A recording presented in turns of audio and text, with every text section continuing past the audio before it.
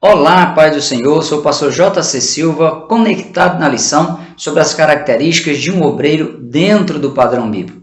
Minha oração é para que o Espírito Santo de Deus nos conduza nesse aprendizado. Se você ainda não se inscreveu, se inscreva no canal, acione o sininho para receber as notificações sempre que houver uma nova postagem. Deixe seu feedback com seu like, seus comentários, compartilhe o vídeo aí com seus amigos e também seus familiares. Juntos e unidos nós vamos alcançar muitas outras pessoas com o Evangelho de Jesus Cristo. Em sendo possível, diga de qual cidade você está conectado na lição. O versículo do dia está em Tito, capítulo 1, versículo 7, que diz: Convém que o bispo seja irrepreensível como despenseiro da casa de Deus, não soberbo, nem iracundo, nem dado ao vinho, nem espancador, nem cobiçoso de torpe ganância. Na verdade aplicada, o pastor César Rosa, ele afirma que o obreiro é um operário disposto a se deixar gastar na obra de Deus. O texto de referência está em 1 Timóteo, capítulo 13, versículos 1 a 10, onde o apóstolo Paulo ele detalha as qualificações indispensáveis na vida dos oficiais da igreja, como também dos pregadores do Evangelho de Cristo, a fim de que eles sejam tidos como irrepreensíveis no exercício ministerial e sejam aprovados por Deus. Logo de início, na abordagem sobre as qualificações ministeriais, o apóstolo Paulo ele ressaltou que quem deseja o episcopado, excelente obra deseja. Mesmo sendo Deus quem escolhe seus ministros e os comissiona para essa excelente obra, quem desejá-la deve aceitar ser escolhido, deve preencher os pré-requisitos para a missão a ser executada em decorrência da escolha divina, deve se preparar para exercer a função para a qual ele foi escolhido e executar a missão de acordo com as orientações deixadas por Deus na Bíblia Sagrada. A ênfase dada por Paulo sobre as características de um obreiro, ela recai sobre o caráter, como também sobre as qualificações morais e intelectuais das pessoas que são chamadas para exercer o ministério, e a primeira exigência é que o obreiro seja irrepreensível diante de Deus, da igreja, como também da sociedade. É importante salientar que o esforço para manter uma vida ilibada, sem mancha, pura, irrepreensível, para ser um exemplo para os fiéis, deve ser algo voluntário, espontâneo e também na dependência de Deus. Do contrário, o obreiro cairá na primeira ocasião que ele estiver longe de pessoas conhecidas ou de suas lideranças. A título de informação, as funções de presbítero, ancião, pastor e bispo possuem as mesmas atribuições e se referem ao caráter do trabalho que a pessoa empreende nessas funções. A diferença está apenas na hierarquia ministerial. O pastor César Rosa ele observa em seus comentários que o termo grego episcopos, utilizado por Paulo aqui em 1 Timóteo capítulo 3, versículo 1, e traduzido por bispo no português, utilizado para designar aí uma pessoa que exerce atividade pastoral de supervisão, ensino e acompanhamento nas igrejas, nada tem a ver com o bispo monárquico do Império Romano, que foi um modelo de administração eclesiástica que era composto por bispos, padres e diáconos. Esse modelo foi rejeitado na Reforma Protestante, tendo em vista que o contexto bíblico aponta outras funções ministeriais dentro da igreja cristã. Ao todo, o apóstolo Paulo ele lista 23 qualidades indispensáveis a um bispo em 1 Timóteo capítulo 13, versículos 1 a 10. E essas 23 qualidades elas podem ser resumidas em 16 qualidades necessárias a quem deseja essa excelente obra e devem ser observadas por todo obreiro, seja ele um auxiliar, um diácono, uma diaconisa, um cooperador, um presbítero, evangelista, missionário ou missionária, ou então um pastor. Quanto ao bispo e à sua conduta familiar, Paulo diz que ele deve ser marido de uma única mulher, governar bem a sua própria casa e ter os filhos em sujeição e dignidade. A primeira igreja a ser pastoreada por um obreiro é a sua própria casa. E a fidelidade no relacionamento conjugal, o equilíbrio no governo da casa e na formação dos filhos deve servir de exemplo à igreja e também à sociedade, pois deve refletir a fidelidade do obreiro para com Deus, seu equilíbrio na condução da igreja e na formação dos cristãos que estão sob sua responsabilidade pastoral. Do contrário, ficará insustentável que o obreiro ele assuma a grande responsabilidade de conduzir a igreja de Cristo, pois o obreiro ele estará na condição de repreensível, de falho com as pessoas mais próximas a ele, que é a sua família. Esse tem sido um ponto crítico, tendo em vista os constantes ataques do inimigo para destruir as famílias e, com isso, desestruturar a igreja individual, desestruturar cada membro da família, desestruturar a igreja coletiva, a comunidade cristã que se reúne regularmente nos templos para os cultos, bem como para desestruturar a sociedade por falta de base cristã na família. Portanto, o obreiro ele deve liderar com sabedoria a sua casa, pastorear com amor os seus filhos e cuidar da esposa como Cristo cuida da igreja. É inadmissível que alguém queira ser amado na liderança de uma igreja se essa pessoa ela é odiada dentro da sua própria casa. É importante frisar que há filhos, pais e cônjuges que, apesar de receberem um tratamento digno e honroso, não correspondem à altura, são vergonha para os filhos e para os pais, são infiéis e podridão nos ossos dos cônjuges. Falando sobre as qualidades de um obreiro, Paulo também ele listou ainda as qualidades temperamentais que o obreiro ele deve internalizar como necessidade primária para o exercício ministerial no cuidado com a igreja cristã. Dentre as qualidades temperamentais, Paulo diz que o obreiro ele deve ser sóbrio, deve ser moderado, não deve ser contencioso, ou seja, não deve ser gerador de atritos, de disputas desleais e também desnecessárias, não pode ser espancador, deve ter equilíbrio emocional a fim de evitar ferir os membros da família ou mesmo as pessoas na sociedade. As qualidades temperamentais, elas vão ajudar o obreiro a superar as muitas dificuldades do dia a dia, a ajudar as pessoas a vencer os mais diversos traumas psicológicos, físicos ou traumas espirituais nas diferentes áreas da vida, ajudam também o obreiro a resistir às pressões externas e internas nas tomadas de decisões complexas que às vezes devem ser tomadas em frações de segundos. É verdade que cada pessoa possui um tipo de temperamento, podendo ser melancólica, com tendência a se deixar impressionar menos pelos bens sensíveis e ser movida por desafios árduos, possuindo reação lenta às experiências, mas guardando as impressões de forma profunda. A pessoa pode ser fleumática, cujas impressões nas emoções provocam uma irritação e reação fraca e que as impressões desaparecem logo. O fleumático ele possui uma boa concentração e bom envolvimento, é introspectivo, é reflexivo e persistente. A pessoa também pode ser sanguínea, naturalmente alegre e simpática, com características de expansão e envolvimento, reagindo rapidamente às experiências, mas a reação tendo pouca duração. Pode ela também ter um temperamento colérico, sendo aí movida pelo apetite irracível, agita-se e entusiasma por aquilo que é grandioso, tendo um raciocínio agudo, vontade forte, grande paixão, instinto de dominação e liderança. No entanto, independente do tipo de temperamento que a pessoa tenha e experimente na vida, ela deve buscar o equilíbrio temperamental para ser sóbrio na sua característica pessoal e se tornar um instrumento nas mãos de Deus em quaisquer ambiente que ela for atuar ou que for inserida. O ideal é evitar tomar decisões sob pressão. No entanto, caso seja impossível aguardar um melhor momento, um momento mais adequado e tranquilo, a moderação e a sobriedade é que vai permitir à pessoa ter controle nas decisões mesmo sob pressão, sem a necessidade de agir com rigor excessivo, ser omisso ou ser abrasivo ao ponto de provocar rupturas bruscas e dolorosas. Quanto à conduta dos diáconos, ela deve ser ajustada ao padrão bíblico, pois é a porta de entrada ao ministério, é o primeiro degrau para uma pessoa chegar ao episcopado. A instituição do diaconato ocorreu em Atos capítulo 6, versículos 1 a 6, e o termo grego diáconos descreve um criado, seja um que faz trabalho-serviço ou um ajudante que presta serviços voluntários.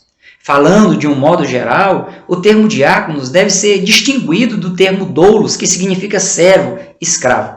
Isto porque o termo diáconos relaciona o servo com o seu trabalho, enquanto que o termo doulos relaciona o servo com o seu mestre, com a pessoa que ele serve.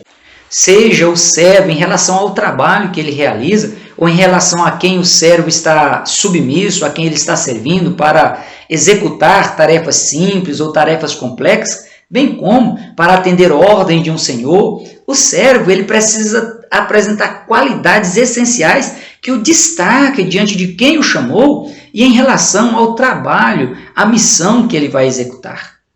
No que se refere ao servo e à questão financeira, de acordo com o apóstolo Paulo, o diácono, a diaconisa, precisa ser honesto, íntegro, correto na sua forma de negociar, no cumprimento de seus deveres como um cidadão cristão, não deve ser cobiçoso para não valorizar demasiadamente as coisas materiais e, em consequência da ambição, se prender ao materialismo e também às honras humanas.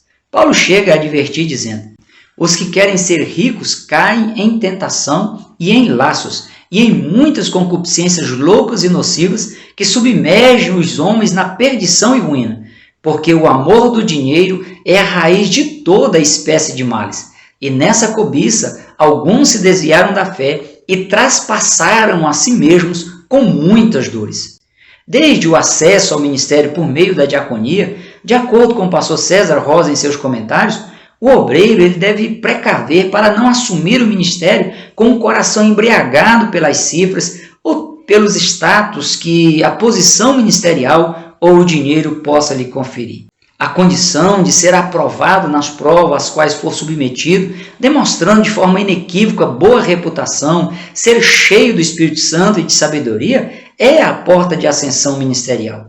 Inserir ou promover uma pessoa no ministério sem que ela esteja aprovada é apenas dar chance para os problemas de má formação, para a imaturidade espiritual e ministerial aumentarem ainda mais e se tornar mais difícil de ser resolvido, se não irreversível. A instrução bíblica é: também estes sejam primeiro provados, depois sirvam se forem irrepreensíveis. Procura apresentar-te a Deus aprovado.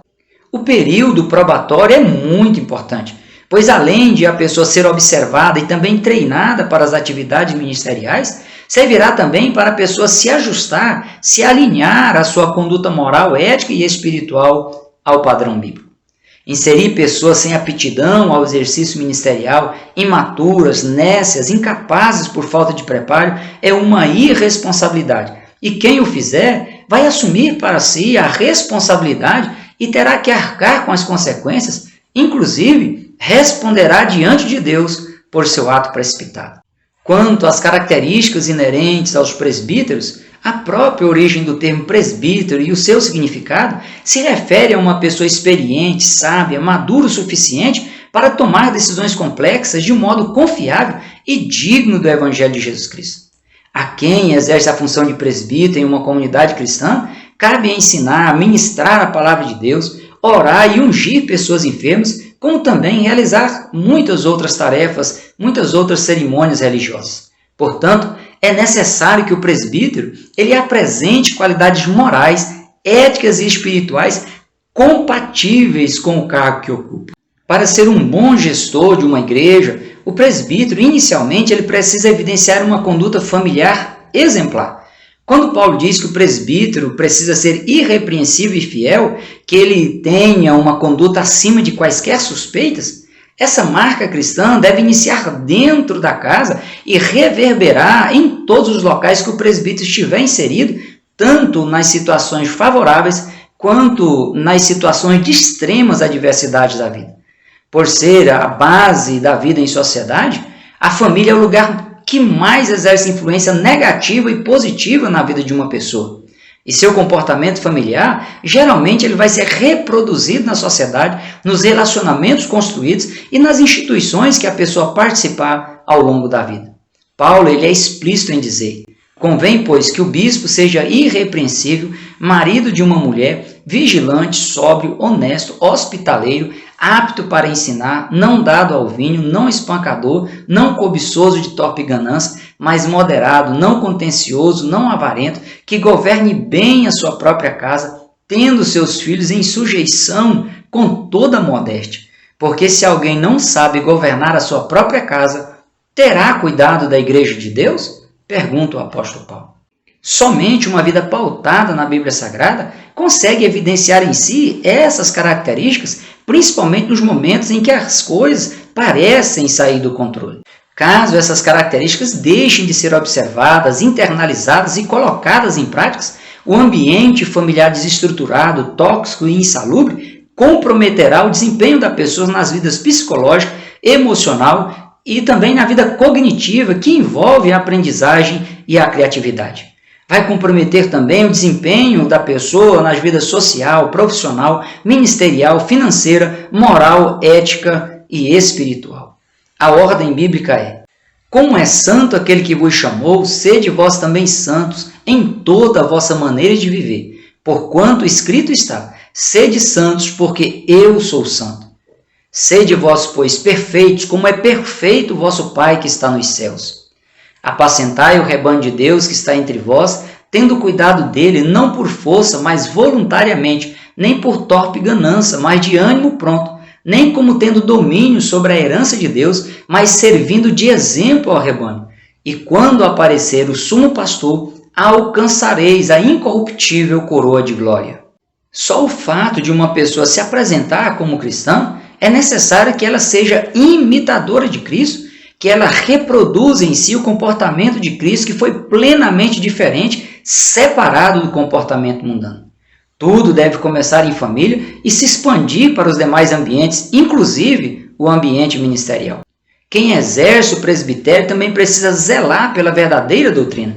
Por isso, precisa ter em si a característica de um mestre, sendo apto para ensinar e defender a sã doutrina, observando sempre o contexto geral das Escrituras. Uma pessoa neófita, recém-convertida ao cristianismo, com uma estrutura cristã ainda no início da sua formação, além de não ter condições de zelar, de ensinar e de defender a verdadeira doutrina bíblica, ela pode ser traída por sua falta de conhecimento bíblico teórico e prático, como também por sua inexperiência cristã e desviar o foco em tributar glória a Deus e querer atrair glória para si. A cada cristão, mas principalmente a quem exerce o presbitério, Paulo ele orienta dizendo: como, pois, recebeste o Senhor Jesus Cristo, assim também andai nele, arraigados e edificados nele e confirmados na fé, assim como fostes ensinado, crescendo em ação de graças. Tende cuidado para que ninguém vos faça presa sua por meio de filosofias e vãs sutilezas, segundo a tradição dos homens, segundo os rudimentos do mundo e não segundo Cristo. Retendo firme a fiel palavra, que é conforme a doutrina, para que seja poderoso tanto para admoestar com a sã doutrina, como para convencer os contradizentes. Para cada desvio doutrinário propagado pelas diferentes correntes teológicas e que tem causado prejuízo na obra de Deus, há uma referência bíblica utilizada de forma isolada do contexto geral das Escrituras. Portanto, os presbíteros eles precisam ter convicção da fé cristã que professa e dar condições às demais pessoas que estão sob sua responsabilidade pastoral, dar condições das pessoas alcançar a estabilidade na fé por meio do ensino, da defesa da sã doutrina e do exemplo de vida. O chamado de Deus para a salvação do ser humano, em sendo aceito pelo ser humano, coloca o ser humano como embaixador, como representante de Deus na terra. E no desenvolvimento da vida cristã, Deus chama alguns para missões específicas em alguma área ministerial. Da mesma forma que as funções seculares desempenhadas por uma pessoa exigem qualificação e preparo, no exercício ministerial, o obreiro ele também precisa se qualificar para ele ser aprovado por Deus. Que Deus ajude a cada obreiro, a cada obreira no exercício do ministério que o próprio Deus os confiou, a começar na sua própria família. Que o seu alvo no crescimento ministerial seja Cristo e a sua motivação seja exercer e cumprir com excelência o chamado de Deus em sua vida na função que Deus lhe confiou. Caso esteja na posição de indicar alguém ao ministério, tome aí o cuidado de verificar se a pessoa ela foi aprovada, se ela preenche os requisitos bíblicos, se está disposta a ter compromisso com Deus e com a instituição que ela participa e na qual executará a excelente obra episcopal. Caso você seja uma pessoa que vá receber uma indicação, se prepare, coloque a sua casa em ordem, invista no estudo da Bíblia, na oração, no jejum e na frequência regular dos cultos. Não aceite e nem busque indicações precipitadas. Vale frisar aqui que o sentimento de impotência, de ainda não estar totalmente preparado, totalmente preparada, que às vezes paira no ar, de certa forma ele é saudável, pois te manterá na dependência de Deus.